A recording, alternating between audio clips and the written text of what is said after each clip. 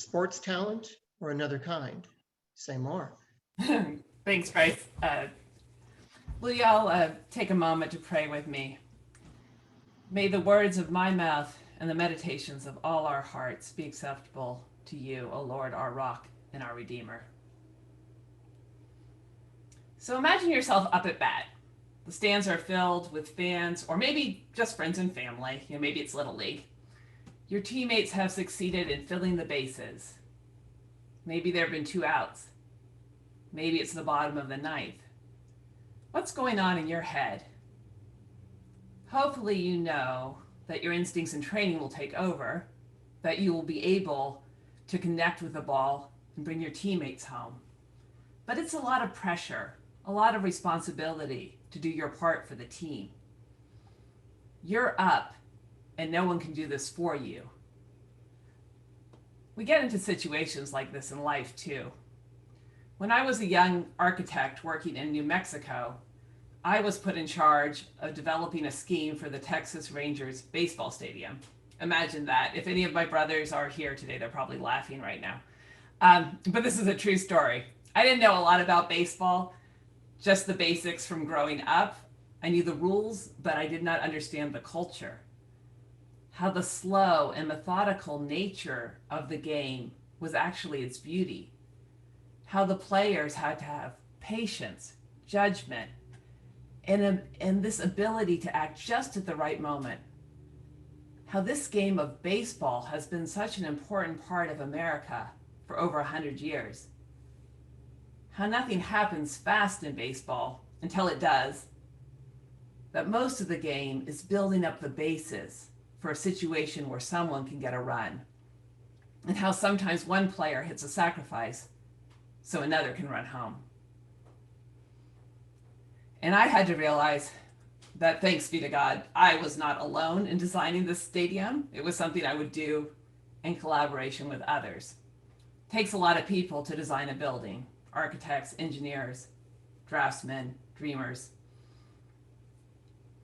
And so I wonder about the fellows in today's parable. The master has given them each something to take charge of. They each got talents, as the gospel lesson tells us. Now, talents were not skills, but actually money. Apparently, a rather large sum of money in Jesus' day. So these slaves, or servants, as they are referred to in other translations, were given a very generous amount of money to invest while the master was away. The first person gets the most money, and he is able to double his investment. So is the individual who gets the 2 talents. Now, I must admit, I consulted my brother Jonathan, who has a PhD in finance, about this parable. Does this make sense, that the servants would be able to double their money? What sort of investments had they made to receive 100% return on investment? And what about the guy who buried the 1 talent?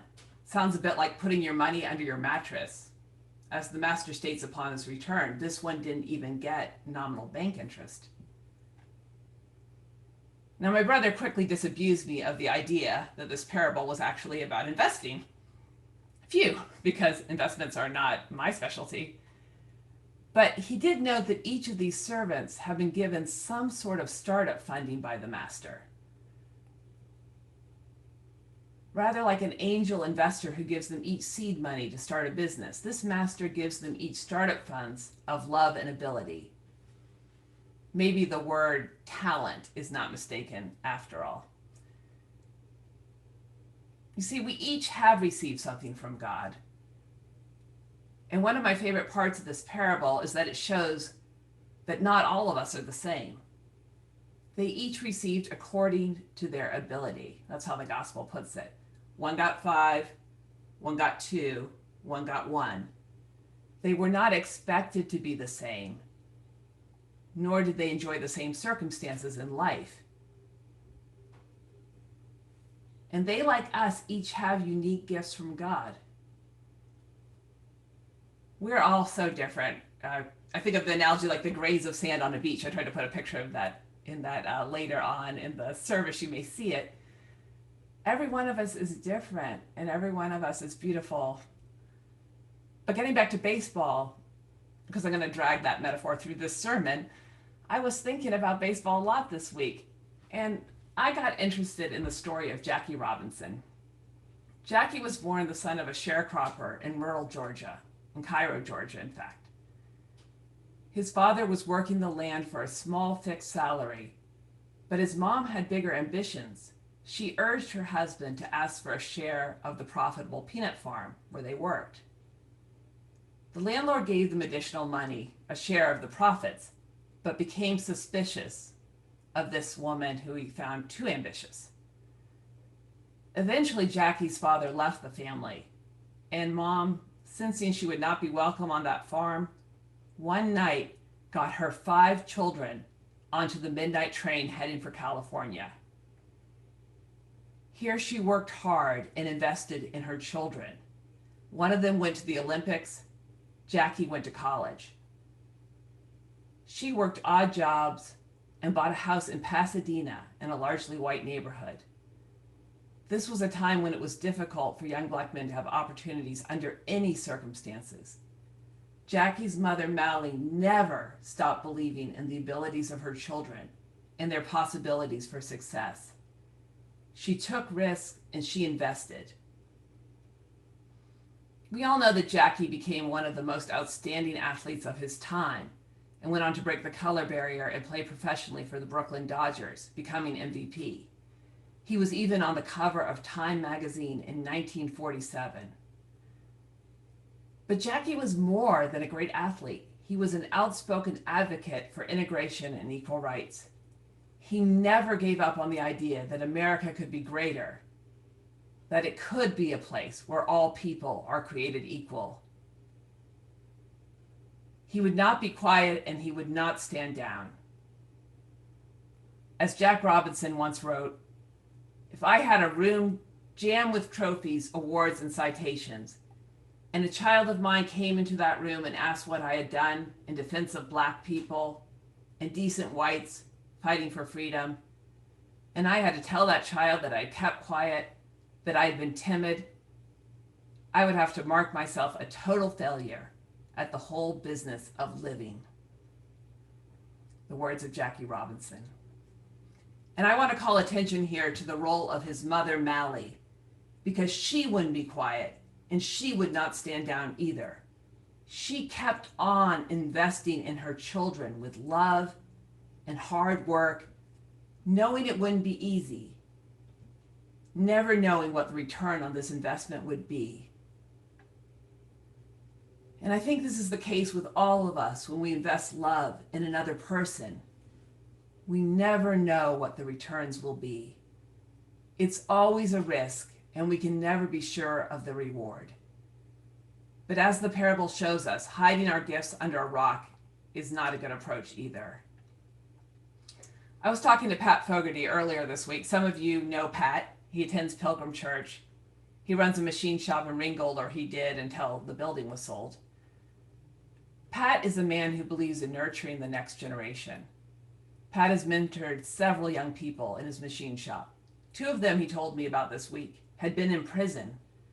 One of the young men was on parole when Pat agreed to take responsibility for his welfare, to help this young person change his life, to become a contributor, to learn a skill. This is love in action, believing in someone even when things are not looking good, having faith that the love we invest today will pay off in dividends in the future. And I think every parent experiences something like this. We all go through difficult times with our children, but we continue to love them. And as we love and support these children, we love them into being, trusting that one day they will bring that love to others. And those of you who have been parents know how great and unfailing this love can be. And the amazing thing is that God loves us as a parent loves his children, only more so, patiently loving us into existence, into our full potential. We each have been given talents of love. And we all cannot be Jackie Robinson, getting back to the baseball metaphor.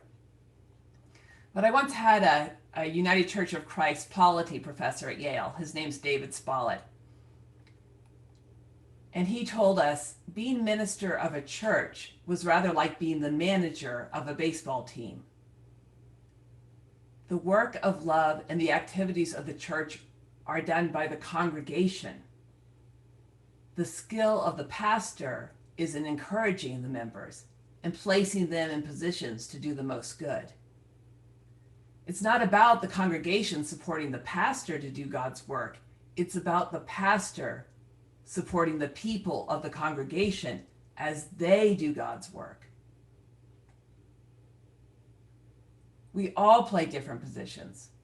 We all have a turn at bat. And sometimes we're all on the bench.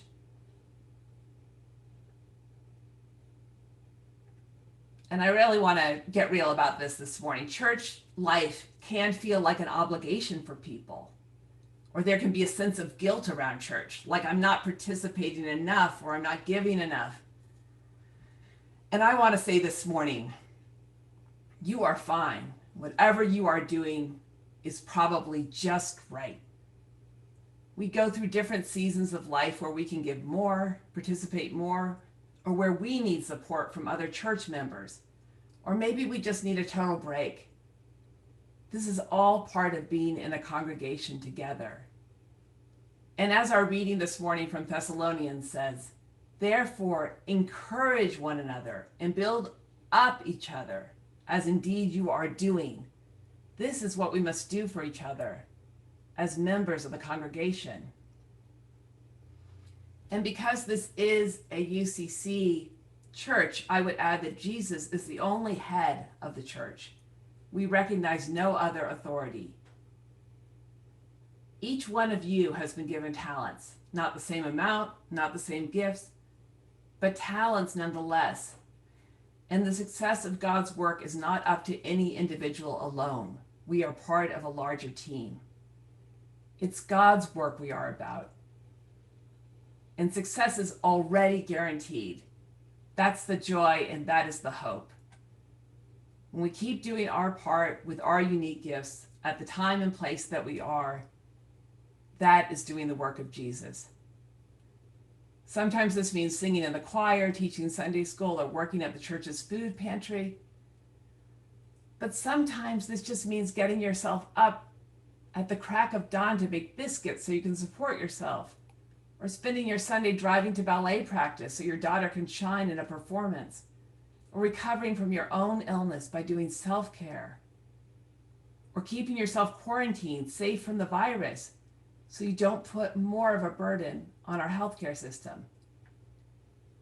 All of that is doing the work of love in this world. We are all part of it. And make no mistake, the bases are loaded right now. Things are serious in our lives, in our church, and in our country. Each one of our particular gifts is needed more than ever. Those who went before us, our parents, our friends, our teachers and mentors, have loved each of us into being, got us to the place where we are today. And whatever we can contribute as individuals, we owe to the sacrifices of those who helped us along the way. Those who established Pilgrim Church have loved this church into being and left us with a legacy of leadership and justice in Chattanooga, with a beautiful building which we own free and clear, and most of all, an ability to see a future, to take risks, and to live into it as we do Christ's work in the community. And those who fought and died to establish this country have left us with a framework of freedom and democracy, where every vote has to matter. This has to continue, this legacy, because with all its faults and challenges, the U.S. is still a beacon of light for humanity. The bases are loaded. And this time, we are up. May God give us the courage to use what we have been given, and for God's love to multiply under our charge, so that we may enter the joy of the Master, that we may be told at the end of our journey, Well done, good and trustworthy servant. Amen.